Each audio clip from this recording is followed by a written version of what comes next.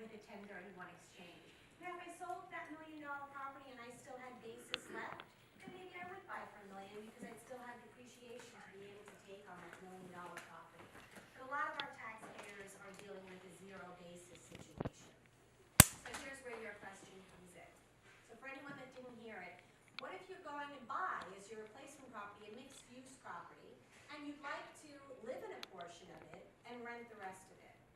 Well, in my example, we're selling for $1 million, so we need to buy for $1 million. If I buy a $1 million mixed-use property and I live in any of it, the only portion that's like kind from a 1031 perspective is the rental portion. So let's say it's a two-family house, and 50% of it I'm going to live in, and 50% I'm going to rent. The IRS will say you only spend $500,000 on like-kind property because the other $500,000 you bought yourself a primary residence. So we would need to be stepping it up, and maybe you buy for $2 million. The $1 million from the 1031 goes to the rental portion, and the other portion is attributable to your primary residence, and you've come up with other proceeds to buy it. So it depends how much you're spending in order to determine can any of it be personal use property.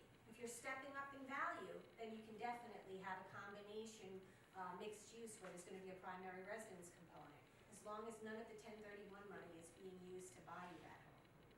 So vice versa, if you own your current home with multifamily, when you buy another one, you can deduct. So yes, so how about this? So you sell for $1 million, you live in half of it, and you rent half. This is your relinquished property now. Sell for $1 million. Only $500,000 of that is 1031 exchangeable. The other portion is attributable to your primary residence, right? So what code section are you working with when you sell your primary residence? Section 121. And under section 121, when you sell your primary residence, as a married couple, $500,000 of capital gain is outright excluded. Exclusion is always better than deferral. And as a single person, $250,000 of the capital gain is excluded. If you have a much higher valued home, as many of them are here, then only the $500,000 cap on your primary residence would be excluded. The rest of it, unfortunately, you would have to pay a capital gain on when it's attributable to your primary. 2 out of the last 5 years gets you within section 121. So if it was your home 2 out of the last 5 years, you are in section 121 and entitled to that exclusion. There's no rollover there, because earlier we had talked about where years ago that if you sold your primary residence, you had to rush out and buy another primary residence in order to not have to pay the tax. That's old law.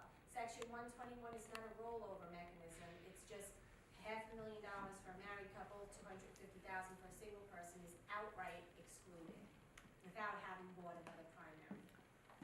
So just to extend that perhaps one step further, if you have a primary residence, is it possible, where you're sitting on a large gain, is it possible to season it for 2 years as an investment property and then do both a 1031 exchange and... So I said a little earlier what we're dealing with a client.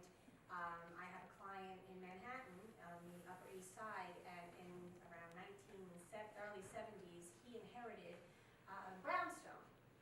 And he's an artist, and he has been since then living in the whole thing. So it's 4 or 5 floors. And he had an unsolicited offer of about $15 million not too long ago. I think this was at the end of last summer, and he sat down. We met with him and sat down with him and explained the dilemma. $250,000 of the gain is all that would be excluded. Very problematic. He was heartbroken to hear that. So we said, but wait, here's how you would season this. So he is now not taking the unsolicited offer of $15 million, and he's now converting and doing a little renovating, about 3 floors of it. He's going to renovate and convert into investment property and have rental income, so that in 2 years, when he does sell, he's going to do a 1031 exchange on a substantial amount of it, and he seasoned it. The key is 2 years.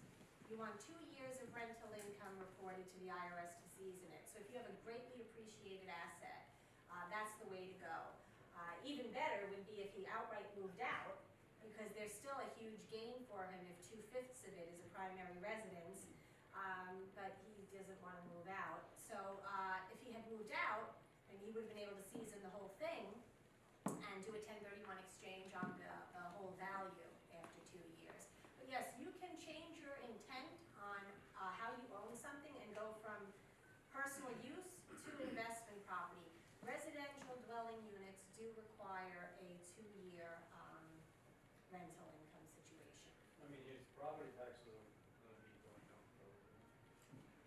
Right, but that one, that says that it is the 1031. No, because he's going commercial. Right. Yeah. But there's no way to double dip. You can't do a 1031 and take advantage unless it's a 2-family or You can double dip in that you're taking your 121 exclusion Right. as well as doing a 1031 on the on the asset. same property when Yeah. you have multi. Even if you were to move out and convert the whole thing, it's still, if he moves out and all 5 floors become rental and in 2 years he sells it, he would be able to do the whole thing as a 1031 exchange and still pull out $250,000 because it's outright He would excluded. be able to. Yes, because he lived in it 2 out of the last 5 And years. that would not be considered food. It is not booed because it's an outright exclusion, I know so you he'd walk walk away away with with yeah. Booed is anything you walk away from a 1031 exchange with in your pocket. So the first dollar out is boot, B-O-O-T. It's kind of like pirate's booty in the eyes of the IRS, so they call it the boot. You walked away with the pirate's boot. So boot can also be debt relief. So let's say we sell for $1 million, we pay off the mortgage, and we go out and we buy a $500,000 property. Now we have to pay tax on that $500,000 of debt relief, which is kind of insulting because it doesn't exist anymore. There is no cash to pay the debt relief tax on. So boot can be cash in your pocket, we call cash boot, or it can be debt relief that was unreplaced, we call that mortgage boot. So boot is anything you walk away from the closing with at the end of the exchange. You can shelter mortgage gains or By mortgage third party. Yeah, so as long as you replace your debt relief with either new debt or cash, you can offset any debt relief you have with cash. So if I wanted to buy $1 million property all cash, that would also be a full deferral because I've offset it with cash. And your lending on your acquisition can be institutional lending, it can be private lending, or it can be you putting in more cash into the deal. So, a fully deferred exchange is everything is the same at the end of the day. The position and mortgage boot occurred or no cash boot. But it's not an all or nothing code section. You can do a partially deferred exchange. We have taxpayers that do it all the time. They'll say, well, I want some cash. I've worked all my life. I'd like to walk away with some cash in this. And you can pull out some cash and pay some of the tax at that point in time. So it's not an all or nothing code section. You can do a partially deferred 1031 exchange. Yes. So when you, the 250 and 500 as a couple and single, so what if the couple are divorced or you get married? So is it at the point of sale, whether you're single or married, or at the point of purchase? Well, it's when the capital gain becomes due upon the sale. So it's your status upon the sale that would matter. Yeah. What's the perception from a marketing process? If you're marketing a property as primary residence and you have an opportunity for apportionment into a 1031, do buyers get spooked by it? Does it affect the Buyers closing don't process? care. It's really Has visible. no impact on the bottom. You know what changes for the buyer? Who they're cutting the check to. That's it. That's all that's happening for the buyer. It doesn't cost the buyer anything, it Yeah. doesn't change the nature of the property the buyer is buying. It absolutely has no impact. Language in the contract, We the always timing. put language in a contract when we are representing a seller that if we want to, we can do a 1031. It doesn't slow the deal down. Like I said, I've literally done it at the closing table. It really has no It's impact. innocuous for them. Yeah. It's really about who they're funding, and you tell the buyer the day before the closing anyway how to cut the check. Listen, So now you're telling them, Should- cut them to this. Shouldn't and impact to- market value of the asset and still be. oh no, not at all. I mean, it really, Yeah. it just shouldn't. I mean, the buyer has no impact on the buyer. Now, your relinquished property closing to identify property. This is by far the toughest part of an exchange for a taxpayer. Now, I started doing 1031 exchanges 20 years ago. And when I started then, the level of information out there for the advisors, and that was the attorneys and the CPAs, was very limited. We used to hear things all the time. I'm nervous for my client to do this. I think they're going to get audited. And it's been a big learning curve over the past 20 years. But I'll tell you, 20 years ago, I would say 95% of my phone calls were directly from the attorneys and the CPAs. It's drastically different today. Before a taxpayer even puts their property on the market, they're doing their research on the internet. The internet's made everybody educated. So they find out about a 1031 exchange, maybe they had a friend that did one who mentioned it. So they do their research before they've even marketed the asset. So they're aware, I'm gonna have time deadlines to deal with, and I wanna be really aware of them because no one wants to start looking for a property in that 45-day window. You wanna be out there looking for replacement property before. So you see what's out in the area that you're looking at. So if you're looking in the same area you sold, you wanna be working with the realtor who's potentially going to list your relinquished property and say, listen, I'm gonna do a 1031 exchange, we should start talking about what's available as replacement property opportunities. If you're going out of state, you gotta do the same thing in the general areas you're looking at. If you're looking at triple net properties because you want an armchair investment, you should be talking to triple net brokers to determine what kind of cap rates are out there if I'm gonna buy one of these assets. So our taxpayers today are much more educated than they were when I first started doing this. They have done their research, and many of them know what they're going to buy before the relinquished property closing date. So the 45-day window isn't so difficult for them. I always say, I think the best time to really start looking for replacement property would be when you have an offer and acceptance on your relinquished property, because you know now you're probably good for 30, 60 to 90 days out from the closing.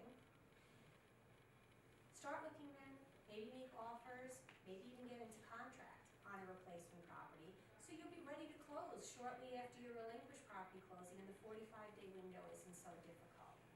Now that's best case scenario. That's But on for the market client, I have for the had- client who's I've sitting at the had- closing table, Right. probably they haven't been looking for replacement property opportunities, so the 45-day window is everything for them. And I've had clients on the 45th day in my office at 10 o'clock at night where we are furiously filling out the form because all it has to do is be, and we fax it and we email, Yeah. all it has to do is be faxed or emailed, and it is 45 days. If the 45th day is Christmas, it's 45 Yeah. days. So, I've had both at Spectrum, but as long Yeah. as you get it in on the Yeah. 45th day, you're And good. maybe you set up an exchange, the money's in the escrow, and you're out looking in 45 days, and you go, there's really nothing. I think I'm just gonna pay the tax. On day 46, your money goes back to you. That's the if worst you don't case scenario. identify property. So you bought yourself a 45-day window to figure out, is there even anything I would be interested in? But I would say right now, a good 50 to 60% of my deals, my taxpayer knows what they're buying. They've really done their work. You can present multiple properties. Yes, I'll answer in a minute. I'm going to tell you how many things you can identify, because you are limited. Would there be a problem if you did a rent to buy before you sold? No. No, But how are you gonna rent rented- it? You rented the property as a primary I see residence what I wanna buy. with in an the option to future, buy it? And I get a contract, I'm gonna rent it. But what are you going to do? Are you going to live there when you rent it? What's the plan? Because this is investment property. You'd have to move out. Because I'll tell you an Scenario. example Make an of what investment you're doing, what you're saying that works from an investment property perspective. We have a client that is marketing an industrial property. Obviously he runs a business out of it. He can't really be dark for any period of time. So he has targeted his new space, and he's doing a rent to buy situation. So he's going into the new space because he's got to move the whole business into the new space. So he's the tenant with the option, and he's got a wonderful landlord who's willing to wait for the relinquished property to close on that ultimate replacement property for him. Yeah, so that would work, but I'm just thinking renting to buy wouldn't work if you were buying another residential dwelling unit, because it just, what would you do with it? Put a tenant, you rent it and then put a tenant in there? Yeah, you have to move out Yeah. after closing, Yeah. right? And then tenant it for 2 years Yeah. for it to qualify. Yeah, I see it more from when we see those deals, it's more, the option to buy is in the commercial, arena than in the The residential. one thing you just have to bear in mind is it cannot be your residence. It can be a residential property that you rent and get income from, but it can't be your residence. Because you're not Or a buying portion of it. personal use property. Can you use it any part of the year, or would that violate it? Okay, well, That let was me, the let me thing. finish with the ID rules, and then I'll tell you what you could do. And when it could Yes. eventually become a primary residence. So, when you're identifying, you're actually limited on how many things you can identify, and the reason for that is people would like to push a phone book across the desk and say something in there. And the IRS doesn't wanna see IDs like that. It's ambiguous in their words. So you're limited. There are 3 rules to choose from when you're identifying. The first rule is called the 3 property rule. You can name any 3 properties you want, unlimited in value. This works for most taxpayers because the majority of them are selling one thing and buying one thing. But even if you wanted to buy 2 things and spread the money around and have a little diversification, it still works. You can identify 3 things. You can buy 1 or all 3, however you want to do it. The second rule is called the 200% rule. And under that rule, you can identify 4 or more assets. So it looks good, right? 4 or more. However, they limited the value of what you could identify to 200% of what you sold. So in my example I've been using all along, $1 million sale, I want to ID 4 or more properties, I would be capped aggregate value at $2 million Old of properties. all of them. Where are you finding 4 or more properties coming in New York City at $2 million, right? The larger the deal, the more likely the 1031 exchange ID that's being used is the 200% rule. If you're selling $400,000 rental, you're not picking the 200%. You're picking the 3 property rule. If you are selling for, in Manhattan, you're selling for 50, 100, 200 million, the odds are you're working with the 200% rule because they're identifying, 100 million to $400 million worth of property. I did the Waldorf Astoria 1031 exchange in 2015, and we sold for $2 billion. And they identified about $4 billion worth of hotels. That's where the 200% rule works very well. I did do it once for the property in Fort Greene. I'm just saying. Exactly. Out of the And realm if you're of our world, just so you know. yes, and it can work. Here's how it works really nicely. You're selling for $5 million up here, and you're taking the money down south, right? Triple net leases, things like Right. that. Well, the triple net's going to be costly too. It depends on Yeah, yeah. CVS. We're Yeah. talking $4 No, million. no, this was But if you're taking the almost money to like Hooters. Florida and you're buying, 10 condos as your replacement property, the 200% rule can work very nicely because you can find 10 condos coming in under 10 In million, that 20 scenario, condos. Marie, in that Yeah. scenario, are you obligated to close on a certain number of those identified properties over 4? No, you can close on as many or as little as you want. The key is you want to spend what you need to spend from a tax perspective. So if I sell for $5 million and I take the money and I want to go to Florida and I identify $10 million worth of condos and I'm over 4 or more, whatever gets me to the $5 million is all I want to spend, right? So you're not obligated. So diversification in the ID is helpful because you don't know which deal is going to go through. So a lot of people like that 200% rule because it gives them more options. Yeah, within those 45 days, you said you have to identify the property. What is the exact formality look like? Yeah, we qualified intermediary. Once you close your sale, we'll send you an ID form to use. And they all have their own form. We have our own form. But the reality is an ID that satisfies for the code section is a piece of paper with your addresses on it, signed and dated by the taxpayer. That is a valid identification under the IRS code. All the other mumbo jumbo in the ID form that a qualified intermediary has in there is not a requirement to be a valid ID form. I mean, the identification of the property that you intend to purchase. Right? You Yeah. have to Yeah, show- that's all in that ID form. Okay. Just a you- piece of paper. Right, so now we're in the ID and you identify property, right? But now you gotta pick something. You're gonna buy one or two or however many. So you've gotta make offers and have acceptances, and now it's time to enter the contract. You have to have an accepted offer. During your 45-day Yeah. window? Oh, no. No. It's literally addresses on a piece of paper. That seller may not even know. And it doesn't You're have to be interested. that exact address that you. Oh, it has to be that exact address. It's gotta be one of the three properties. That's the whole point of it. Whatever you ID on that piece of paper, that's what you're buying. So if day 45 has passed and everything you ID is gone, or you don't like it after doing your due diligence, you don't get to change it if 45 days has passed. It's over then. So it's a tough rule, and when you ask the IRS at their own 1031 events, why do you have this rule? Why can't I just find something in 180 days and buy it, and that's the 1031 exchange? And the answer is always the same. It ensures not everyone will get to do a 1031 exchange. So some people will have to pay their taxes. So that's why we have time I deadlines. just wanted to ask just a question to clarify on the 180 days. Is it 180 days up to April 15th, and then if you hit April 15th, you have to do an extension Yes. on your taxes? So you have 180 days, or the date for which you need to file your tax return for the year of the sale. So right now, when taxpayers sell, 180 days is going to fall within 2017, right? So it's a non-issue for them.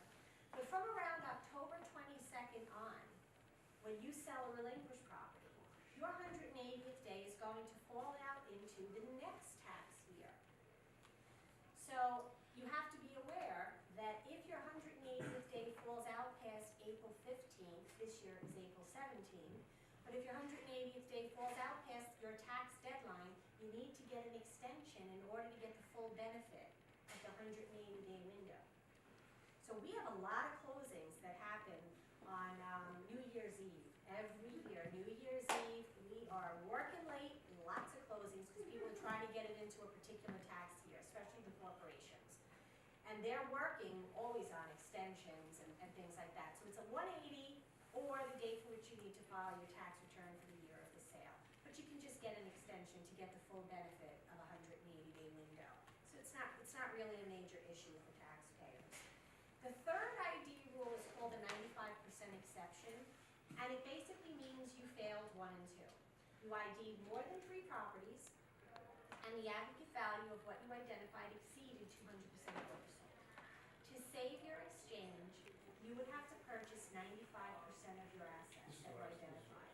It is a horrible rule, because if one deal falls through, and it's worth more than 5% of the package of identified properties, you've blown your exchange. So even if you purchase 90% of the value of what was identified, you don't get a 1031. So it's really a fallback. You failed 1 and 2. You really gotta buy everything. It gets used maybe a handful of times a year for us by taxpayers, and it's usually the REITs, the real estate investment trusts, who have really organized the 1031 where the sale is happening on Monday and the portfolio of acquisitions is happening within the 45-day window.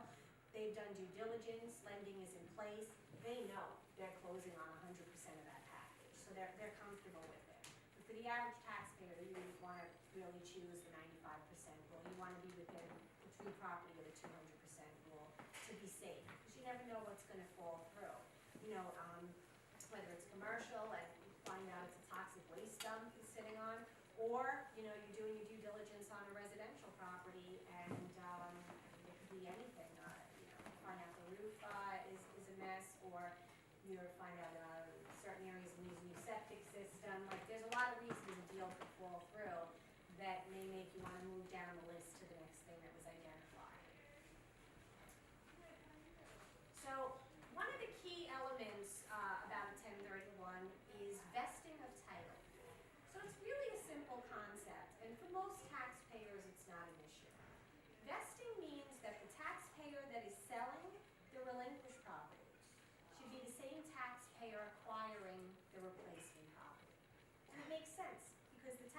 selling is the one with the capital gain. So of course, they should be buying something to defer their gain into. So as simple as this concept sounds, and most taxpayers should be aware of it, everyone wants to do something else.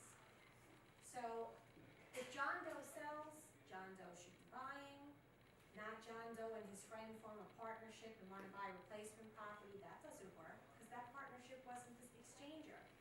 Or corporation sells and the corporation says, well, we're breaking up, one of the shareholders wants to do their own exchange. That doesn't work. The corporation is the seller. Corporation needs to buy. Or partnership sells, so you're in a partnership with some friends, you own a piece of real estate, you're selling, you don't want to be together anymore. You want to break up, so to speak. Someone wants to pay their tax, you want to do your own exchange, that's a problem. Because the partnership is the entity that owned the asset and is selling. Partnership needs to acquire. The individual can't just acquire, because that's a different tax identity. So the IRS is looking to see the same social security number or EIN number on both legs of that transaction. Yes? Can you buy your partners out and still do the No, because if I'm in that partnership, so let's say I'm in an LLC, and there are 3 of us, and I buy the other 2 out.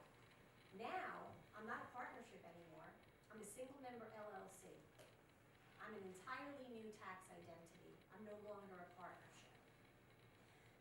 It depends on how much I'm buying. So let's say there's 3 of us, 1 wants out, 2 of us want to stay together. That could work for us, because under continuation of partnership rules, if I don't change the makeup of a partnership by more than 50%, I can carry on with it. So that partnership will sell, and with 3 members, and the partnership now can acquire with only 2 members. The problem there is, what money are you going to use to buy out that partner? And if you use 1031 money, you have a problem, because what did we do at that closing when we took a check for 1/3 of the money and handed it to an outgoing partner? What do we call that check? Ooh. And how do we specially allocate gain to only 1 partner?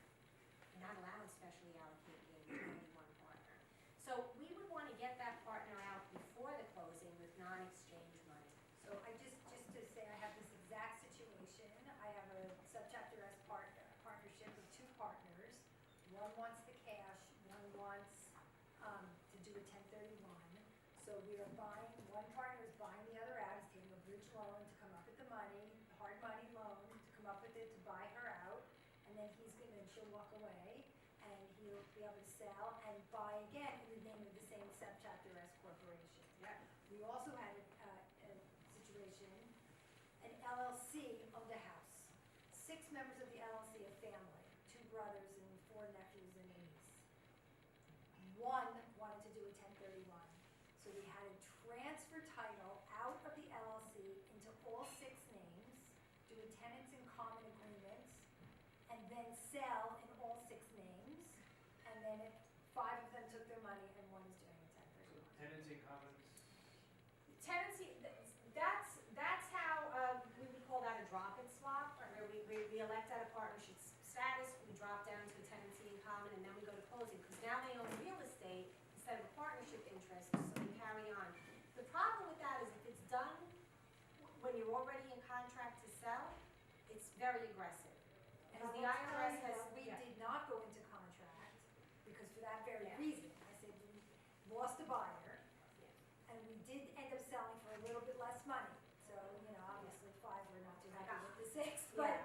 but yes, but that's exactly what happened. We held off going into contract Yeah. to pass, I- muster with the I would recommend if, and we have a lot of clients that a lot of planning goes into transactions that they're in partnerships. And this is before they've ever even marketed the asset. They know they don't want to stay together. They know maybe 2018, they're gonna wanna sell, so they wanna pre-plan. So they'll get together with all the partners and they say, well, who wants to do a 1031 exchange? And they know they don't wanna do it together if they do, but who wants to pay the taxes, who wants to exchange? And when you have the